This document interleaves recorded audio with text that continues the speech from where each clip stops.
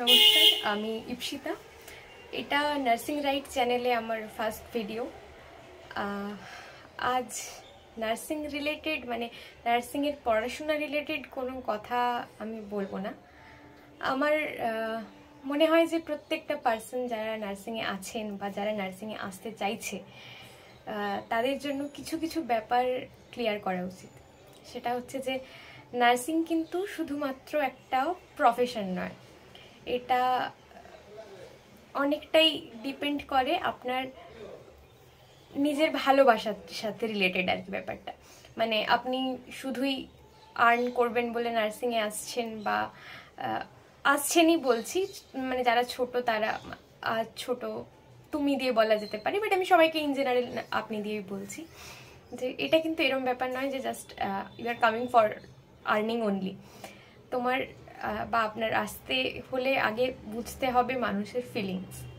আমাদের প্রফেশনে job satisfaction ব্যাপারটা খুবই কম, মানে সেটা সেন্ট্রাল গভর্নমেন্ট হোক, স্টেট গভর্নমেন্ট হোক। আমরা যতই লোককে বলে বেড়াই যে হ্যাঁ we are happy, we are happy, we are happy, we are totally satisfied with our job, but আমাদের জব স্যাটিসফ্যাকশন অ্যান্ড মানে আমাদের রেকগনিশন ব্যাপারটা খুব কম, সেটা মাথায় রেখেই আসতে হবে। আর শুধু টাকার জন্য নয়, ভালোবেসে আসতে হবে।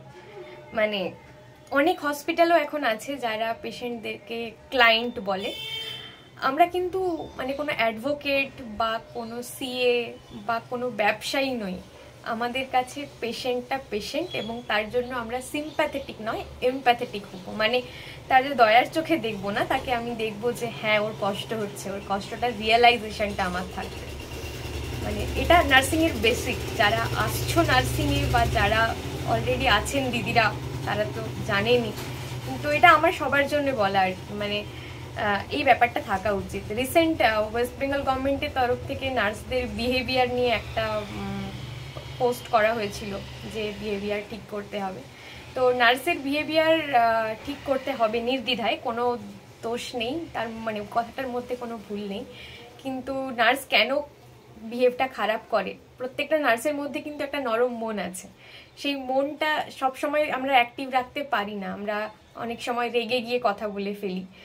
সেটা আমাদের অবশ্যই কন্ট্রোল করতে হবে, কিন্তু সেটা জানতে হবে যে কেন একজন নার্স রেগে যাচ্ছে। হয়তো আপনার রুগীর ভালোর জন্য, মানে আমি এটা আমি বলছি মানে পেশেন্ট পার্টির উদ্দেশ্যে, যে যারা নন নার্সিং বা নার্সিং রিলেটেড নন নার্সিংয়ের আপনার মেয়ে আছে বা আপনার প্রতিবেশী কেউ আছে, তারা এরকম কেউ দেখছেন হয়তো, যে এটা কিন্তু আপনার পেশেন্টের ভালোর জন্য বলছে।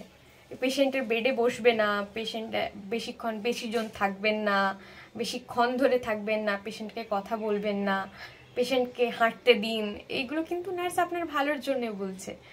আর এটা যারা বলছে তাদেরকেও বুঝতে হবে যে হ্যাঁ আমি এটা ভালোর জন্যই বলছি।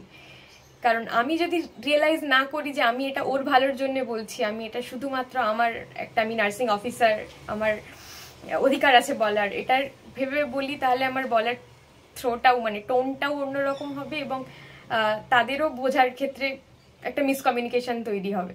তো এটা একটা টোটালি টু সাইড কমিউনিকেশনের ব্যাপার। এটা আমার ফার্স্ট ভিডিও। আমি নার্সিং রিলেটেড মানে যেটুকু আমি জানি, খুবই ছোট লাইফ আমার, মানে সবে আমি বছর চারেক এই প্রফেশনে মানে অ্যাজ এ নার্স জয়েন করেছি, তার আগে ট্রেনি ছিলাম। তো আমার রিয়েলাইজেশনগুলো আমি শেয়ার করব, এবং আপনাদের যার যা মতামত থাকবে আপনারা প্লিজ কমেন্টে শেয়ার করবেন আমার সাথে। আমারও কিছুটা জানা হবে, আপনাদেরও কিছুটা জানা হবে। ভালো থাকতে হবে, আমাদের প্রত্যেককে ভালো থাকতে হবে এবং হ্যাপিলি ডিউটিটা করে যেতে হবে। দেখা যাচ্ছে যে maximum nurse is under depression, either depression or bipolar mood disorder. কিন্তু এটা হলে হবে না, একদমই হবে না। আমাদেরকে ভালো থাকতে হবে এবং ভালোবেসে ভালো থাকতে হবে। নমস্কার।